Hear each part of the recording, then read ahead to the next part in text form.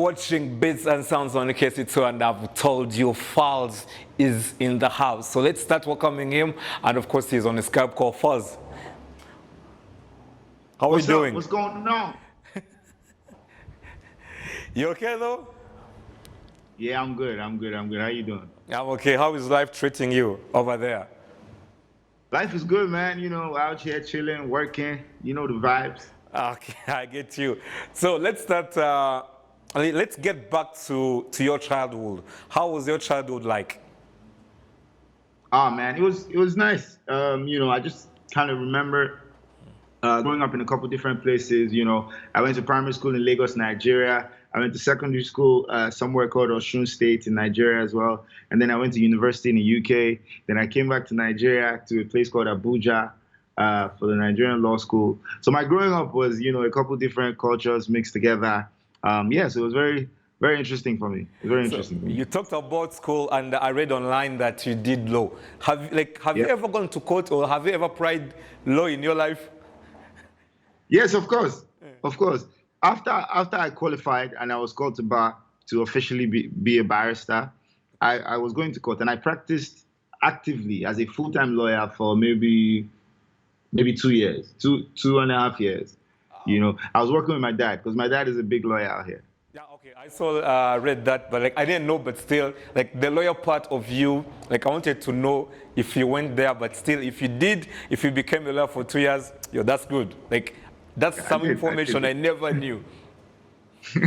Yeah, I did. So, since you did law for 2 years, you became a lawyer for 2 years, how did the music journey start? Okay, so the music journey has always been there. The music journey has always been there ever since I was in maybe secondary school. That's when I started. And while I was in uni, I just kept getting better and better. I started recording professionally. And even while I was practicing as a lawyer, I was living a double life. Okay. So lawyer by day, rapper by night. It was crazy for me. It was hectic, but I made it work. Yeah. So when you were starting, you won several awards, and as an upcoming artist, did that encourage you to still be the artist that you are now? Yes, of course. The more accomplishments you get, the more acknowledgement of your work you get. When people commend you and say, "Oh, this is good," this is an award for what you've been doing. Of course, that gives you more ginger to continue to keep on going, and that definitely helps me a great deal. Okay, so still talking about awards, you won, let me read it well, you won the Viewer's Choice Best New International Act in 2016 at the BET. And how did that particular award shape your career? It was big for me, man. It was really big for me. This was when I was literally just getting into the mainstream. I was just getting my big break into the mainstream, and being nominated even in the first place was a huge deal. And then going on to win the award, and it's a BET award, which of course, is a very valuable award, generally speaking, as far as the music industry is concerned. So it was huge for me. And it's always nice when you get recognized internationally. It just means that your music is making the world smaller. Your music is crossing boundaries and connecting everyone. So I usually love that, man. Okay, all right. So Falz, and then you went on to collaborate with several people. Davido, Burna Boy, Olamide. How did the collabo? The collabos you have had, Simi, Olamide, and everybody else. How does the collabo, those collabos that you made, how did those collabos shape your career, also your music journey?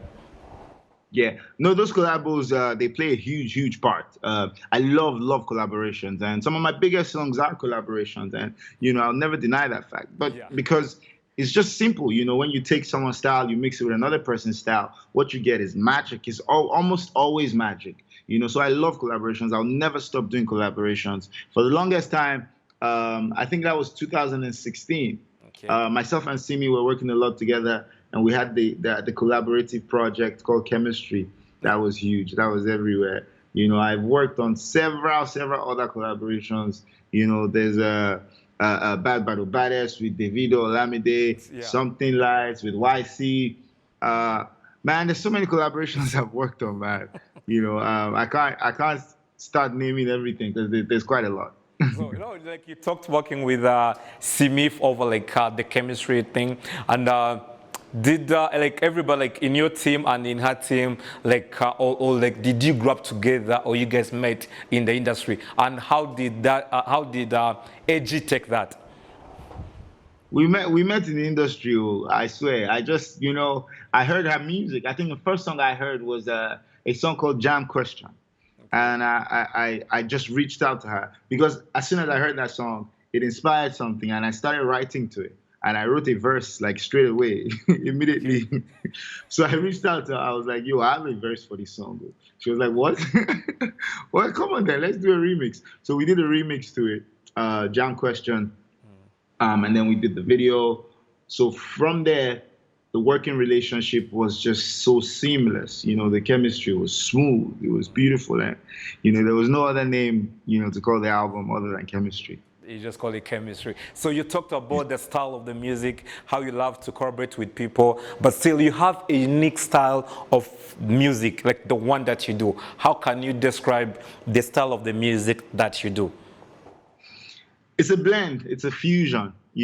I would say Afro hip hop. I would say Afro fusion. I would say Afro funk sometimes. But that element of Afro beat in its original form. That one that was coined by the great Fela Kuti.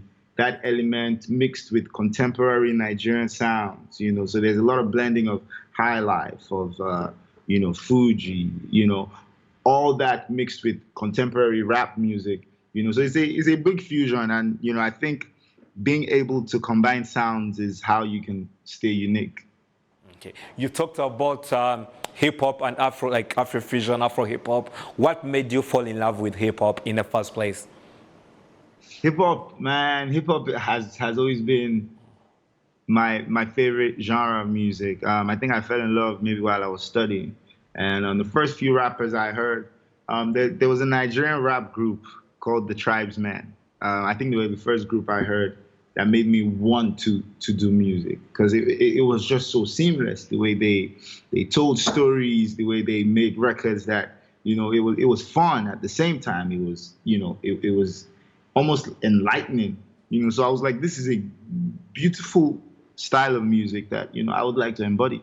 And at the time, I was listening to the big greats that were popping. So that time, Jay-Z was hot. Kanye West had just come through with the College Dropout album. I'll never forget that. Yeah, man. So these were some of my early influences in hip hop.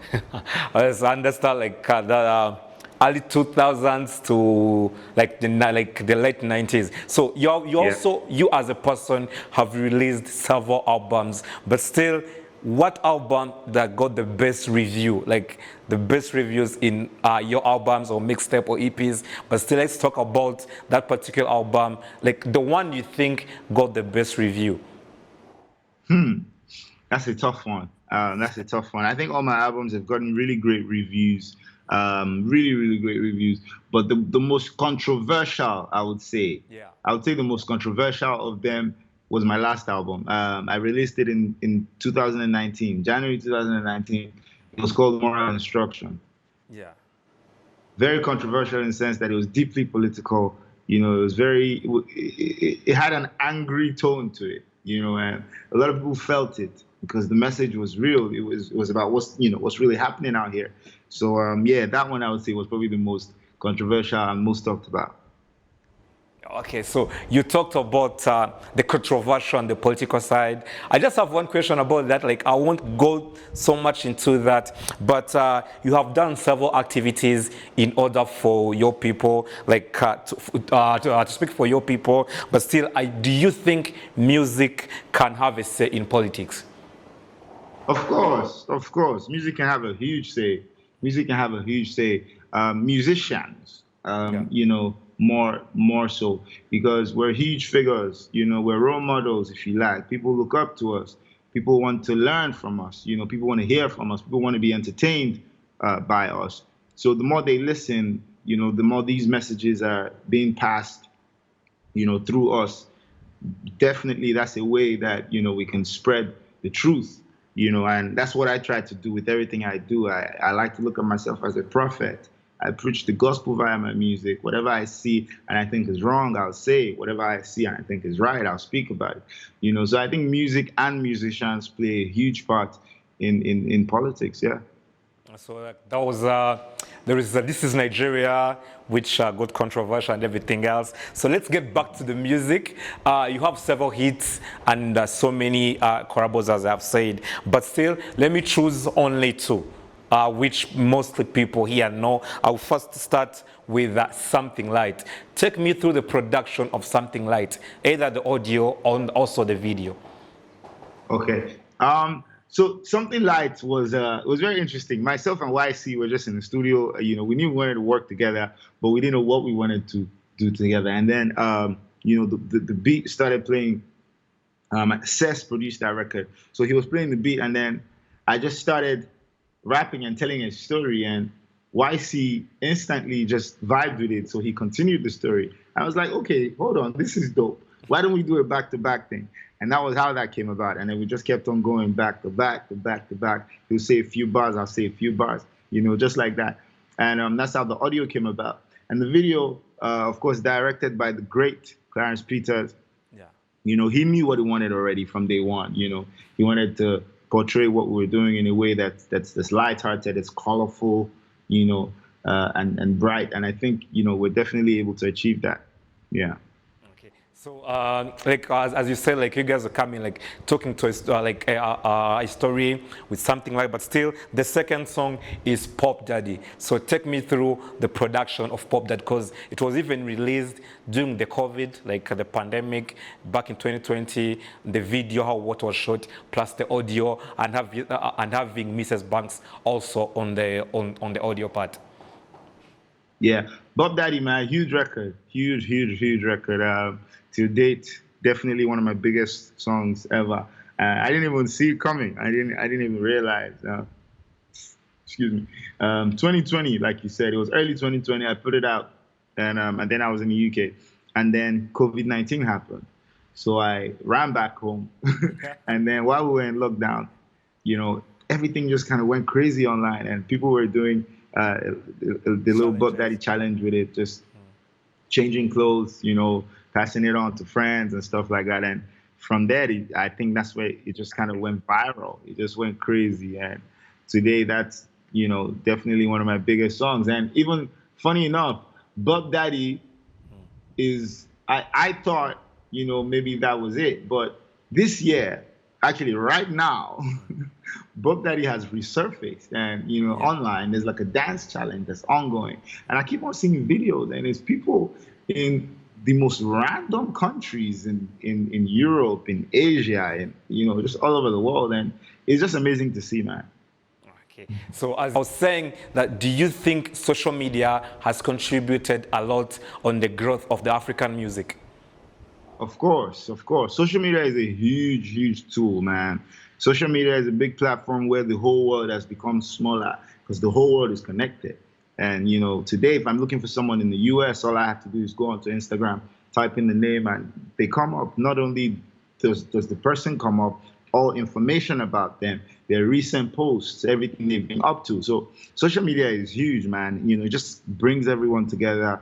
It's that one-stop shop for everything. So I love the effect of social media. Okay. All right. So, and then let's now continue. And then you own a record label, which is called Bad Guys Records. How did you create it? How is the idea of creating it? And what does your label do that you think is special in the growth of the artists, let me say the musicians? Yeah, Bad Guys Records was created a couple of years ago. And at the moment, I'm the only artist. No, actually, I'm the only artist that has already come to be established. I have another artist. His name is Sir Dauda. Okay. He's been releasing a lot. Actually, and he's hugely talented. I featured him on a couple of records as well. But very soon he's going to be putting out a lot more music. And what we do, I would say, is we look for we look out for uniqueness. You know, it's not just about having artists under the label or just doing music for the sake of it. We look for uniqueness in an artist that you hear and that you know that this voice cannot be mistaken.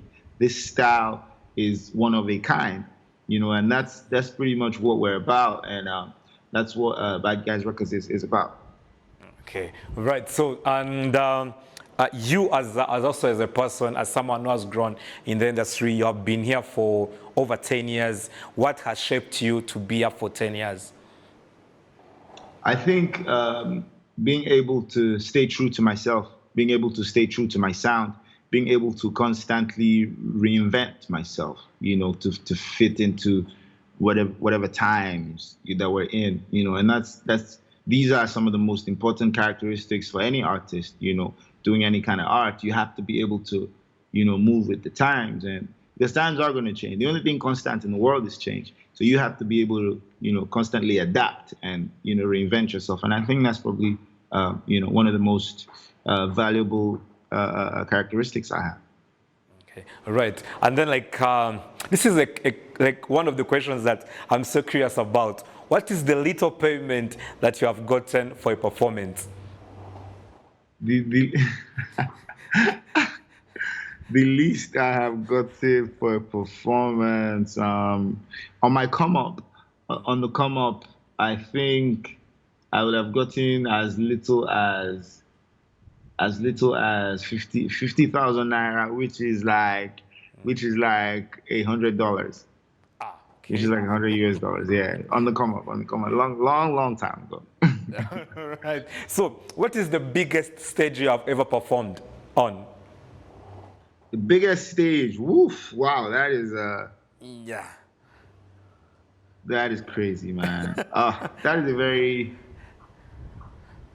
interesting question. I don't think I can answer that question. I've performed on numerous stages, but what makes a stage big is subjective. You know, what makes a stage big is subjective. I wouldn't necessarily say because this is a popular event, you know, that's a big stage. For me, a big stage is when I'm performing and I'm feeling the energy from the crowd, and it's unreal, it's unbelievable. And you know, most of the time when I'm on tour, you know, that's when I see and experience big stages, and that's what big stages mean to me.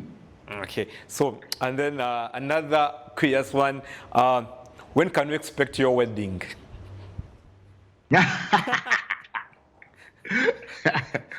Well, for now, I have no such plans. When I have the wife, okay, and the ring, I will let you know. Okay. Right, I'm waiting for that. So, closing in with the interview, what is the message that you can give to upcoming artists who want to make it in the game like you? Yeah, I'll just say, you know, keep your head down, you know, stay focused, and just stay true to yourself. You know, you can't be like anyone else that already exists. You know, the best thing to do is just to be yourself and just be the best version of yourself and be hardworking. Hard work and consistency will get you there. Okay, all right. So, and then your message to the people from Rwanda, like to your fans in Rwanda, what can you say? To my Rwanda people, what up, what's going on? Thank you guys for showing love. You guys always show love. You know, I see whether it's on social media, you know, whether it's via the numbers, I keep on seeing the love coming from out there. And I'm coming very soon. So prepare for me. This year, I want to tour Rwanda. So I'm going to be coming. Of course, some people, like a lot of Nigerian artists have been here recently. Last weekend, Timaya was here. Nice. The Ruga, YC, so many people have turned up within this kind of period of like 3 or 4 weeks. Dope. Yeah, I'm coming, man. Let me plan my own so I will come now. We're just waiting for you. Anyways, Falz, thank you so much for taking your time to talk with us. I appreciate this, man. Thank you for having me. All right, so that was Falz. Of course, let's watch one of his hits. I'll be right back. The show still continues. My name is Klepy, this is KC2, and of course, you're watching Beats and Sounds.